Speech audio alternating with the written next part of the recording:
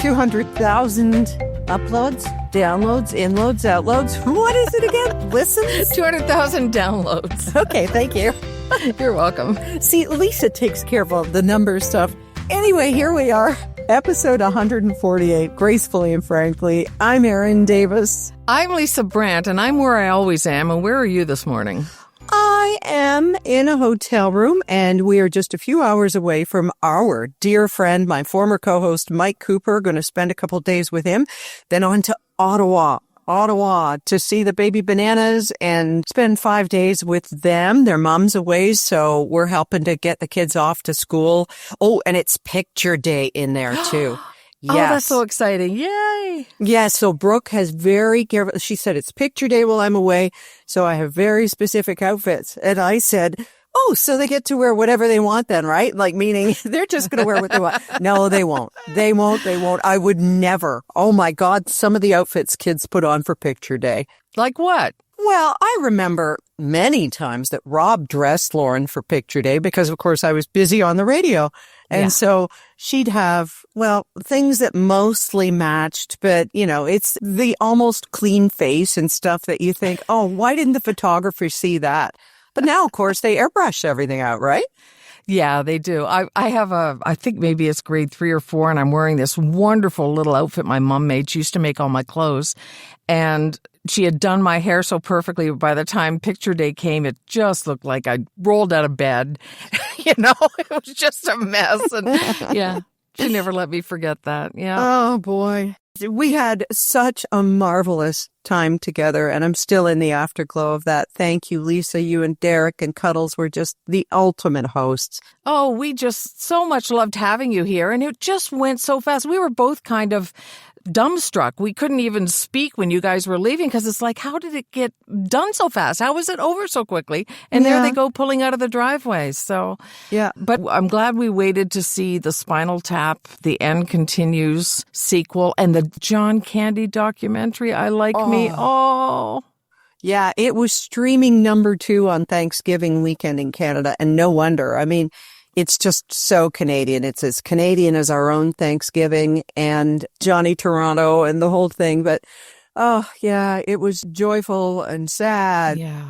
Just took us back to how special he was and how just criminally young he was when he died at 43. Yeah. And what a huge impact SCTV had on all of us, too. Yeah. We felt like it was our own. It was almost counterculture. It was just so little. And then, of course, getting picked up for syndication and in the U.S. and everything, and just went from there. But yeah, we highly, highly recommend I Like Me, the John Candy documentary, directed by Colin Hanks and produced by Ryan Reynolds. So lots of Canadian in there for sure. And we lost Diane Keaton on the weekend, too. That kind of shook everybody as well. Yeah. I've been reading a couple of things in the aftermath about how friends said she had lost a lot of weight in the last few months and that she was looking a little bit frail and she wasn't apparently sick that anyone knew. I don't know. It's just always a shock when somebody like that. She was 79, which really isn't that old. Yeah. And she's one of those people who seems to have been with us forever. So I think we kind of might have thought she'd be with us forever, too. Just a singular sort of person, too. She never fell in with the crowd or followed trends. If everybody was wearing a certain dress one year, she didn't care. She dressed the way she dressed. And that kind of confidence isn't common to see. Usually someone's got a stylist and they're wearing whatever color is the color of the year. And she was just her own thing. And that was one of the things we admired about her so much. And her privacy. And that's what didn't surprise me about knowing if she was ill or anything like that, or what she even died of. People say, was she sick? What'd she have? Or whatever. And I would just respond, well, she was very private her whole life. And that's admirable, too, in an age where everybody's on the red carpet with everybody else.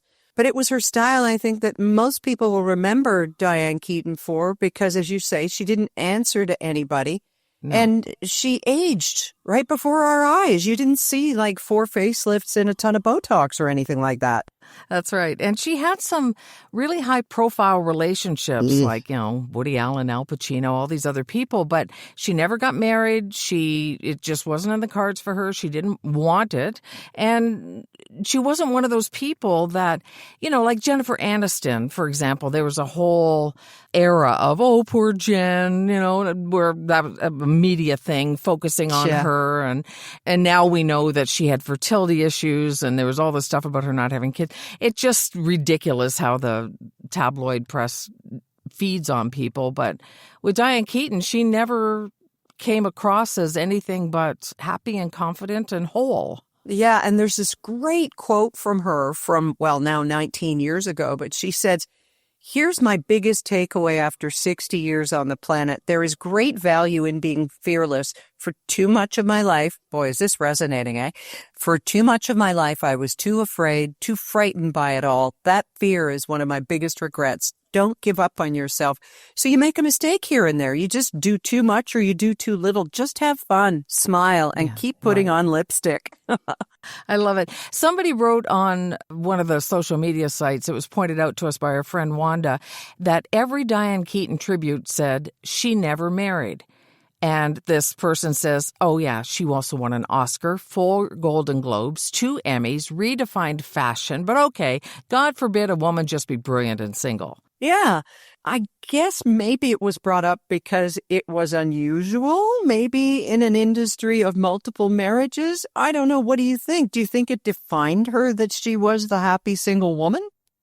Well, I think you're right that it is unusual because in olden days it would be, what's wrong with her because you're supposed to get married young and all that kind of stuff. Or maybe she enjoyed the company of women. And who cares? It just doesn't seem that like marriage is the ultimate goal anymore, and nor should it be, I don't think. It's great if you meet somebody and you want to make that happen, but we should be free to be however we want to be. And she didn't want to marry somebody, and good for her. Yeah, her whole life is good for her. And that's a pretty good epitaph to have, right? Yeah.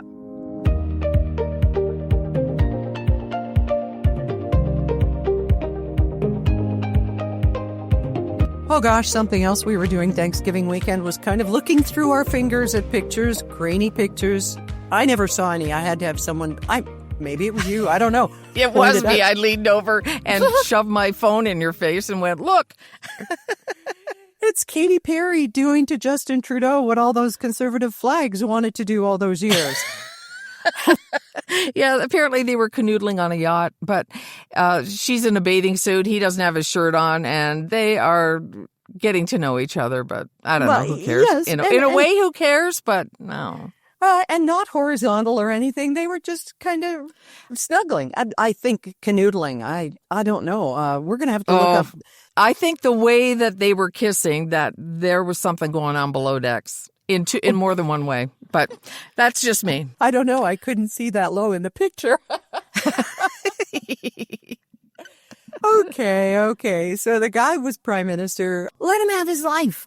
Right? Well, for sure. And Katy Perry is just breaking up with Orlando Bloom after 9 years, and maybe he's her rebound politician. Who knows? Oh, I don't know. And then she was with that awful Russell Brand, too. So, yeah. I think Orlando Bloom is kind of the palate cleanser there because it makes you go, okay, her taste in men wasn't 100% horrific. Yeah, 9-year palate cleanser. I wouldn't mind cleansing my palate for 9 years. Anyway. with Orlando Bloom, you didn't finish that sentence. No, because he's not my type. Oh, no, anyway. Of course he's not. You're never mind. Lisa and I have such different taste in our hall pass celebrities. We do. She likes guys from, I don't know, Anarchy or whatever those shows are. You know who I think the most attractive man is in show business right now? The most attractive, hands down, Josh Johnson from The Daily Show. He's a comedian. Oh, yes, I love him. I would just like a painting of him. That's all I want. He is a beautiful man. Yes, a very young man. That's why I only want a painting. He is lovely. You see, you'd go for Josh Johnson, and I probably would lean toward Jon Stewart himself. There you go. Yeah, well, again, I only want his picture. Anyway, that's it. On we go. Yes, on we do go. And something that happened when you and I were together was we celebrated your birthday. Yeah. And I had a cake, we had sparklers. And as I was bringing the cake over to you, Derek took a picture and it was so beautifully lit. Your face was aglow. You were absolutely gorgeous. And then in part of the picture is me. And all I could see was my mother in this picture. And it wasn't there. It wasn't an apparition. She hadn't stopped by just to say hi. But it was the side of my face. You know, the side you don't look at, right? You're looking in the mirror. You see 2 eyes, a nose, a mouth, and pretty much that's it. But I could not get over how old I looked from the side of this picture. And of course, what's your reaction was, don't be stupid. Well, I'm very careful when it comes to posting photos of anybody, really, because I don't want them to not like them. And I think you're drinking again. No, I don't see it. When you pointed out some sort of a line that bothered you or something, okay, I know what you're talking about, but I don't see it as a negative. Well, it just is what it is because you look at me that way. But again, this goes back to what we talked about, how we have in our heads that we are 20 years younger than what we actually are. Right. And there is an actual name for it, Lisa. I've stumbled across a name for it, and it's called age dysmorphia. Age dysmorphia. Right. And I didn't know there was such a thing, but there's this guy, Chip Conley, from the Modern Elder Academy. And he was recently on the We Are Ageist podcast, which I really want to give a listen because I think it just shows that it's everywhere. But Chip Conley explains what age dysmorphia is. I look in the mirror, I'm 66, I see someone who's 46. As people get older, there's this funny thing that happens where the sense of our age is really volatile. It's just not a fixed thing, but in general, the studies that we've done, there's about a 20-year delta between how old you are and how old you think you are. So there it is. And that's why I find it difficult to understand when we are sitting at a restaurant and somebody snickers because I'm ordering from the senior menu, which is what I want anyway because it's smaller, but she's old. But no, I'm not. Like, right. I have body dysmorphia. I look in the mirror and see Gwyneth Paltrow in the fat suit in Shallow Hal. God, no. And I think a lot of us have that where we don't have a realistic view, whether it's our physical self or mental self or whatever. But the age dysmorphia, I feel my age. And I seem to be one of the few that does.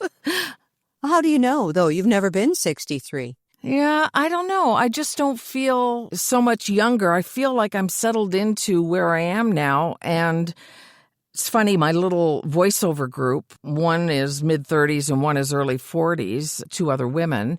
And we're always talking about the future and marketing and all this kind of stuff. And I remind them often, I don't have the runway you guys have. Right. You're looking 20 years down the road. I'm not necessarily. So I don't know. I think I'm settled into it. I think it's just a weird thing because, you know, the last several years we've been hearing, you know, 40 is the new 30 or 50 is the new 40 and all of that. And I believe it. I totally believe it. We are not our mother's 63 and we're sure not our grandmother's 63. I mean, my God, we'll go back and watch episodes of The Twilight Zone and there's this little old woman with a gray bun and she's tottering around and they're waiting until she kicks off so they can get the inheritance. I'll look up the actress, 59. And you go, oh my God. Yeah. We're so different. In Corner Gas, Brett's father, they keep talking about what a nutty old guy he is. Yeah. And he's 63. Right. And he acts like he's not got all his faculties and he looks, to me, much older than we do. But that's the deal. Well, there is a name for it and just be aware of it. I guess sometimes we can feel 42 all we want, but what we look like on the outside depends on how we take care of ourselves and just what angle the camera's at. I think also looking at the photo with love for yourself and with love for the person you're looking at makes a huge difference. That's the takeaway. And Pete Holmes, one of my stand-up comedy favorites, says, I look at everybody as another me. there goes me who works in construction. Oh, there goes a me who's going to school. So why wouldn't you love everybody if they're all me, right? Interesting. Narcissistic, but interesting.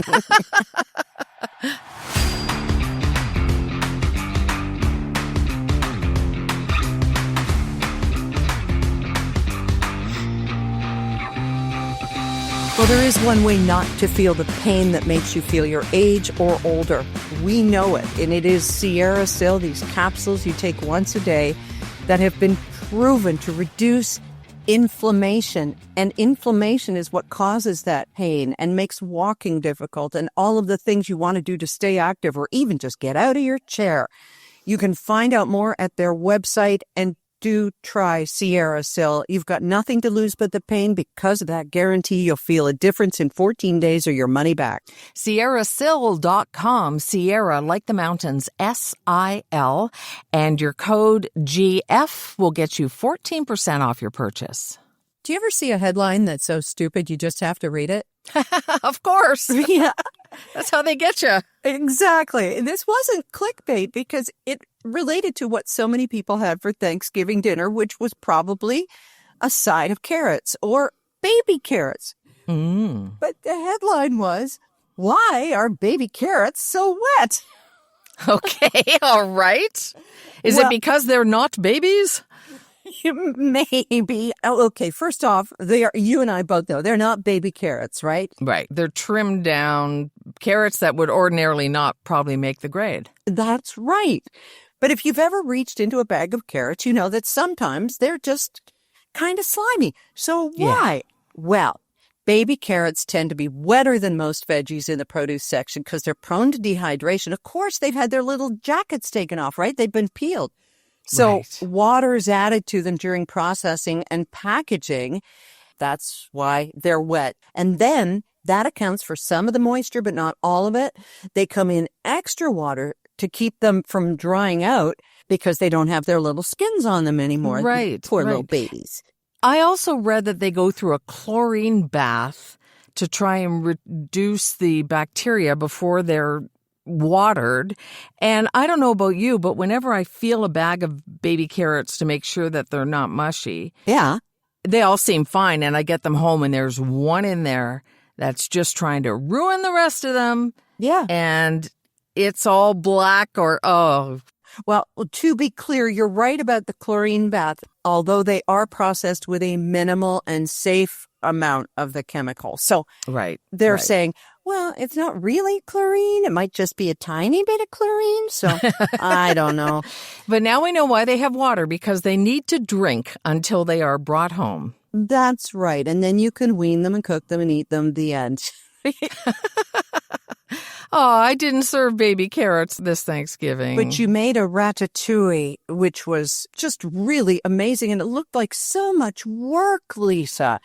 Well, there's a lot of slicing, but it's one of my favorite things to eat, and I really don't mind making it. So I make it fairly often because it's just so veggie hearty and kind of my thing. So I'm glad you liked it. And shout out to your brother, Kevin. I met the mythical Kevin. We did, Rob and I. He was really cool. It's really neat to see that the dry and wicked sense of humor runs deep in the family. Yeah, he's an original. I try and get him to write. I try and convince him he should be writing. He writes the most incredible reviews of restaurants and stuff, like for Google reviews or whatever, but he won't sit down and write, for example, the story of his solo trip to the tip of South America on his motorcycle. Stuff like that. I think it would be fascinating. My God, the stories he has. And unlike us, his are true. So it was such a pleasure meeting him. And the neatest thing now, as you know, Lisa has Aaron B&B stuck lettered to the door of the guest room, but she added, and Rob. And it was so cute. So he felt welcome right away. Awesome. Yeah, thank you for that. And more welcoming still was having an envy pillow on the bed. Rob and I both already brought our own, but you had one for us too. So thank you, thank you. I'm not kidding. Brought our envy pillows, both of us, and my weighted blanket on this trip. It just makes any place feel like home. We got a lovely Thanksgiving email, all of us who follow Envy Pillow, from Kathy and Kim, talking about their journey and their gratitude for everyone who's tried the Envy Pillow, because this was their dream. They're two nurses and they wanted to help people having recently had plastic surgery, not having to sleep on their face. Turns out their pillow aligns the spine. It does so many other things. And there are many, many fans all over North America for this pillow. So they are grateful they get to live their dream. And we get an amazing pillow made in Canada sustainably, and it has a 90-day money-back guarantee. You can return it if you don't like it, and if you don't like it, we want to talk because we want to know why. And of course, they've got so many other products too. And if you buy their sheets between now and Christmas, these amazing Envy Pillow sheets, you will get 15% off. Everything else, 10% off just using the code GF at envypillow.com, ENVY pillow.com.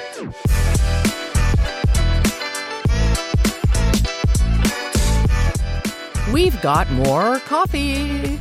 We do. Oh my God, that coffee you made, Lisa. Holy Hannah. Does anybody remember Ding, Ding, Ding, Ricochet Rabbit? The old cartoon.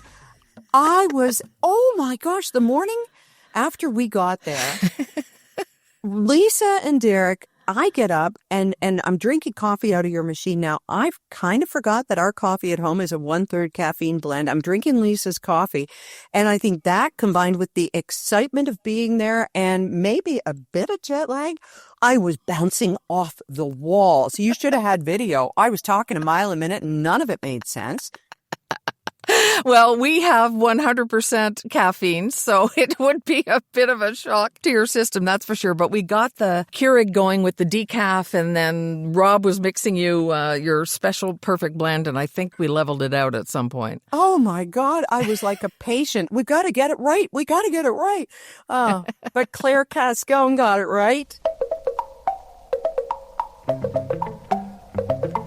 She bought us 5 coffees. A birthday coffee for you, 1 for me, 1 from Dottie, 1 from Libby, and 1 from Cuddles. So thank you, Claire. You're just so sweet. All you do, if this is something you feel you'd like to do, is visit gracefullyandfrankly.com and click on the little coffee icon in the bottom left. And you can send us a coffee if you feel like it. You can also go to the right, the bottom right, and click on the microphone and send us a voice message if you feel like it. And we hope you do. Well, on the weekend, you and I were contributing to the economy of Port Stanley in what I guess for a tourist town is really kind of the last gasp, last blast of hoping that people will come by and shop and maybe make their winters a little bit easier. Yeah, it's really tough in a town that depends on tourism for the merchants to survive. And we do have a big Christmas event called Dickens Days, a big weekend, and that's always packed. But, you know, it's feast or famine. And I had taken you into as many stores as possible. And one of them, Modern Maple, announced the next day that they were shutting down for good because they just can't make it. It's gift stuff, and it's a beautiful store and wonderful stuff, and just a terrific woman who owns it. And she says she's done. So, yeah, it's kind of hard because things go dead in the winter for the most part. Yeah, and you got to hope that your summer was terrific. And I think by all accounts, the summer in Port Stanley was terrific. But your town does have, I don't know if it's an oversaturation or to me it was just right, of unique little stores that sell handmade tchotchkes and some of the same stuff that you will see from store to store. But somehow each of them is unique. And you hate to see that go. Yeah, in the fall, it's neat to see. You'll see clusters of women, like, little groups of them going around. They've come for the weekend or couples or whatever. And so people do like to come after the rush of the summer, but then it kind of peters out. So, yeah, it's unfortunate, but we try and do our part to keep them in business as much as we can. I think one of the hardest parts of running one of those stores must be overhearing people say, oh, my husband could make that. Or, oh, geez, that looks like I could do that. Well, then put up, shut up, and do it yourself. But these store owners, so many of them, they're not just the owners, they're the artists and the artisans and the ones who really put their hearts and souls into choosing what's going to be on those shelves or those walls. Well, people are selfish sometimes and only thinking about themselves and what they like and don't like, and don't really know what goes into, especially if they're not crafty themselves. They don't really know the kind of work that goes into some of these things, and so it goes. You have a bit of a sharper eye when it comes to art. I noticed we were in one place and you were looking at some handmade art, but you were looking behind the art at what the pieces were stuck to. And I thought, well, this is a different kind of eye. Well, you asked me if the twig art in my house, if I had gotten it there. And I said, and actually I made my twig art. I made a wreath and a fish and I put them on wood. And the one we were looking at was on cardboard and it was so visible. I thought, I don't want to see cardboard sticking out from behind a piece of art. Like, I mean, maybe that's too fussy, but to me, that's something that matters to me. I don't know. You're not being fussy. You're saying that could be better. I could do that better. And you did better. See, that's putting your talents where your mouth is. But I haven't put them in stores and tried to sell them. And this person has the stones to do that. So I give them credit for that. Yeah, but I did just miss you unboxing your new book on Monday when I loved Squee. Your new third book. Yep, All We Are is out now. If anyone pre-ordered it, well, I know they did. They would have it hopefully by now. Maybe not the paperback quite yet, but the ebooks are out. And I got a whole bunch of paperbacks and they're going out this week for people who order them from our website. I just love how you say it all so quickly and quietly. This is like, oh yeah, I just had my third baby and I'm going home and then I'm going to go back to work. You know why? You know why, though? I mean, I'm very proud of the accomplishment and everything else, but I feel like sometimes I don't want to feel like I'm putting my hand in someone's wallet and saying, buy a book. So buy the book if you want. Sure. But I just kind of feel funny about it. I'm not a salesperson. I create things. So well, that's why the best advertising for a book is reviews. And people have to review things when they enjoy them. Like when we do the little thumbs up after watching the John Candy documentary, or we watched Good Morning Vietnam again for the first time in, 30 years or something too. Your reviews matter. Review the book. Let people know what was good about the restaurant. That piece of furniture that you bought that fell apart 2 months later, write about it and read the book. She's a great author. And did I inadvertently lead us into This Week in Totally Stupid or Twits? Yes, you did. This week's twit is Crave TV. And I'll tell you why. You were right there. You're my witness. So we have a Crave TV subscription and we decided we wanted to watch Good Morning Vietnam because none of us had seen it since it came out. And we went to Crave, I grabbed the movie, started to play it, and it's French. Totally in French. So I go to change the language, won't change. Nowhere on it does it say it's French. It's the French version. So then we go to settings thinking maybe I've done something. Actually, everybody else in the room assumed I did something. We go to settings, make sure everything's in English. It's all in English. So basically, Crave uploaded the French version of the movie and put it on its English service, and we had no way around it. And it was so annoying. So then I went to Crave, and I was going to write them a strongly worded letter, and there's no way to get a hold of anybody. They don't post a phone number or an email address. So beware if you rent Good Morning Vietnam from Crave TV. It's probably in French. You know, Crave, of all the platforms we use, is the most unwieldy, unfriendly, unintuitive. It's just clunky as hell. It is. And they don't know the difference between anglais and français. So, Bon matin Vietnam or Good Morning Vietnam. Wow. Yeah. Well, thank you. Thank you, Lisa. You got that off your chest. I did. Did it sound like Robin Williams doing the helicopter traffic report? Did it get that off your chest? Actually, that sounded more like Katharine Hepburn.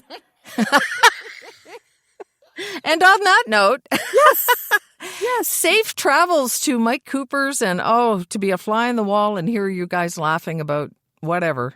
Well, thank you. And he loves you. Everybody loves Lisa. And I love Mikey too.